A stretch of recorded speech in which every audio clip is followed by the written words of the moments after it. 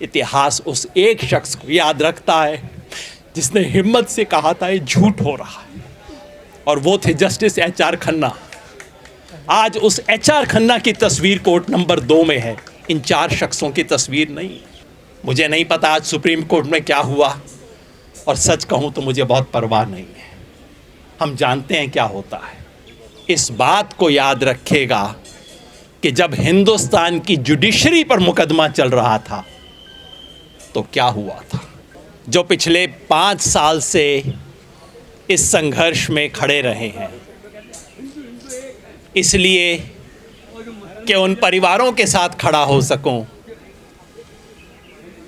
उमर खालिद का परिवार, मेरे दोस्त खालिद शैफ़ी का परिवार, गुलफिशा का परिवार और तमाम ऐसे परिवार जिनको मैं पर्सनली नहीं जानता, उन सब के साथ खड़ा हो सकूं। और इसलिए कि आज नहीं, आज से 1 साल बाद नहीं, आज से 5 साल बाद, आज से 10 साल बाद, चाहे सन 2047 में हमारे मरने के बाद कभी तो कोई पूछेगा, कभी तो कोई आज के इस छोटी सी मीटिंग को दर्ज करेगा और पूछेगा कि वो लोग कौन थे जो खड़े थे, जो अड़े थे, जो लड़े थे। मैं चाहता हूँ उसमें हमारा नाम दर्ज हो। बस मैं अपना नाम दर्ज करवाने आया हूँ। ये जो मुकदमा चल रहा है, इसके बारे में मैं लिख के अपने ख़यालात दर्ज कर चुका हूँ। एक बार नहीं, कई बार। पिछले हफ्ते फिर मैंने लिखा था इसके बारे में। उस सारी बात को दोहराने का कोई फ़ायदा नहीं है। प्रशांत जी बोल चुके हैं, प्रशांत जी के बोलने के बाद मैं कानूनी चीज़ पे कोई बोलूँ, उसका कोई मतलब नहीं है। मैं सिर्फ एक चीज़ कहना चाहता हूँ।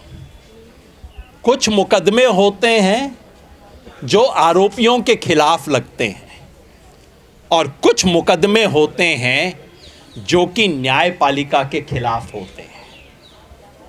जब महात्मा गांधी पे मुकदमा चला था, वो मुकदमा मोहनदास करमचंद गांधी पे नहीं था। अंग्रेज इस देश में न्याय व्यवस्था के नाम पे जो मजाक चला रहे थे, उस पे मुकदमा था। जब ADM जबलपुर का मुकदमा इमरजेंसी के दौरान हुआ था, वो शुक्ला जी पे मुकदमा नहीं था, वो हैबियस कॉर्पस का मुकदमा नहीं था, वो हिंदुस्तान की जुडिशरी पे मुकदमा था। और शर्म की बात है कि हिंदुस्तान की जुडिशरी उस इमरजेंसी में घुटने टेक के बैठ गई थी। आज देश इस बात के लिए याद करता है ADM जबलपुर वाले जजमेंट को, 1976 के जजमेंट को। ये जो मुकदमा चल रहा है उमर खालिद के नाम से, 10 लोगों पे जो मुकदमा चल रहा है, ये उमर खालिद पे नहीं है, ये इन 10 साथियों पे मुकदमा नहीं चल रहा है, ये हिंदुस्तान की न्याय व्यवस्था पे मुकदमा चल रहा है। इस वक्त कटघरे में ये 10 लोग नहीं हैं, कटघरे में हिंदुस्तान का क्रिमिनल जस्टिस सिस्टम है। और अफसोस कि अब तक इस मुकदमे में हिंदुस्तान का क्रिमिनल जस्टिस सिस्टम फेल हुआ है। अगर मुकदमे का फैसला किसी के खिलाफ है तो इनके खिलाफ है। मगर याद रखिए, 1976 का वो जो ADM जबलपुर का मुकदमा था, उसमें कोई याद नहीं रखता कि वो 4 जज कौन थे जिन्होंने सरकार की हाँ में हाँ मिलाई थी। मैं आपको याद दिला देता हूँ वो कौन थे। बाद में बहुत बड़े बड़े नामी लोग बने थे वो। उसमें PN भगवती थे, उसमें AN रे थे, उसमें YV चंद्रचूड़ थे, उसमें HM बेग थे। इन 4 शख्सों ने, जो हिंदुस्तान के सुप्रीम कोर्ट के जज थे उस वक्त, इन्होंने हाई कोर्ट के फैसले को पलट दिया था और कहा था कि इमरजेंसी में हैबियस कॉर्पस नहीं हो सकता। मतलब आपको पकड़ के गोली मार दी जाए तो आप अदालत में आके पूछ नहीं सकते कि मेरा बेटा कहाँ गया। इन 4 जजों ने फैसला दिया था। इतिहास इन 4 को याद नहीं रखता। इतिहास उस एक शख्स को याद रखता है जिसने हिम्मत से कहा था ये झूठ हो रहा है, और वो थे जस्टिस HR खन्ना। आज उस HR खन्ना की तस्वीर कोर्ट नंबर 2 में है, इन 4 शख्सों की तस्वीर नहीं।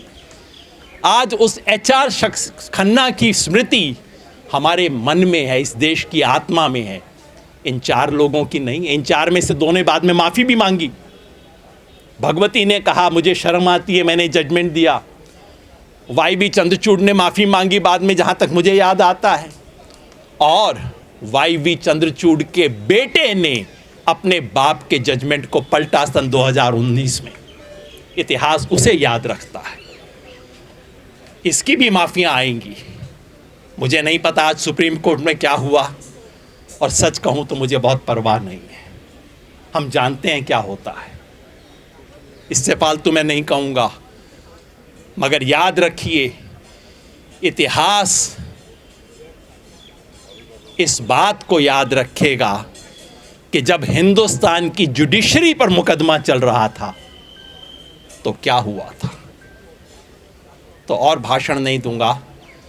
मैंने आमिर अजीज़ की एक कविता को कोट किया था अपने आर्टिकल में, बस वही कविता के कुछ हिस्से पढ़ देता हूँ, क्योंकि बार बार जब वैसे ही मैंने दिल्ली हाई कोर्ट का मुकदमे का पढ़ा, मेरे मन में वही बात कौंधी, सब याद रखा जाएगा। तुम स्याहियों से झूठ लिखोगे हमें मालूम है, हो हमारे खून से ही सही, सच जरूर लिखा जाएगा, सब याद रखा जाएगा। मोबाइल, टेलीफोन, इंटरनेट भरी दोपहर में बंद करके, सर्द अंधेरी रात में पूरे शहर को नज़रबंद करके, हथौड़ियाँ लेकर दफातन मेरे घर में घुसाना, मेरा सर बदन मेरी मुख्तसर सी ज़िंदगी को तोड़ जाना, मेरे लख्ते जिगर को बीच चौराहे पर मार कर यूँ बेअंदाज खड़े होकर झुंड में तुम्हारा मुस्कुराना, सब याद रखा जाएगा। मैं अपनी हड्डियों पर लिख कर रखूँगा ये सारे वारदात, तुम जो मांगते हो मुझसे होने के कागजात। अपनी हस्ती का तुमको सबूत ज़रूर दिया जाएगा, ये जंग तुम्हारी आखिरी सांस तक लड़ा जाएगा, सब याद रखा जाएगा। ये भी याद रखा जाएगा कि किस तरह तुमने वतन को तोड़ने की साजिशें की। ये भी याद रखा जाएगा कि किस जतन से हमने वतन को जोड़ने की ख्वाहिशें की। जब कभी भी जिक्र आएगा दौरे बुज़दिली का, तुम्हारा काम याद रखा जाएगा। जब भी कभी जिक्र आएगा दौरे ज़िंदगी का, हमारा नाम याद रखा जाएगा। और हमारा हम का नहीं, ये हमारे जो 10 साथी अंदर हैं उनका नाम याद रखा जाएगा। कि कुछ लोग थे जिनके इरादे टूटे नहीं थे लोहे की हथौड़ियों से, कि कुछ लोग थे जिनके ज़मीर बिके नहीं थे इजारेदारों की कौड़ियों से, कि कुछ लोग थे जो टिके रहे थे तूफ़ान नूर के गुजर जाने के बाद तक, कि कुछ लोग थे जो जिंदा रहे थे अपनी मौत की खबर आने के बाद तक। भले भूल जाएं पलक आँखों को मूंदना, भले भूले जमी अपनी धुरी पर घूमना, हमारे कटे परों के परवाज़ को, हमारे फटे गलों की आवाज़ को याद रखा जाएगा।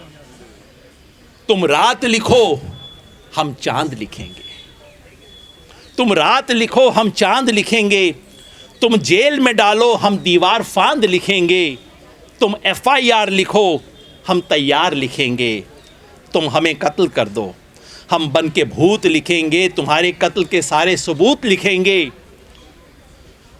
तुम अदालतों में बैठकर चुटकुले लिखो, हम सड़कों दीवारों पर इंसाफ लिखेंगे।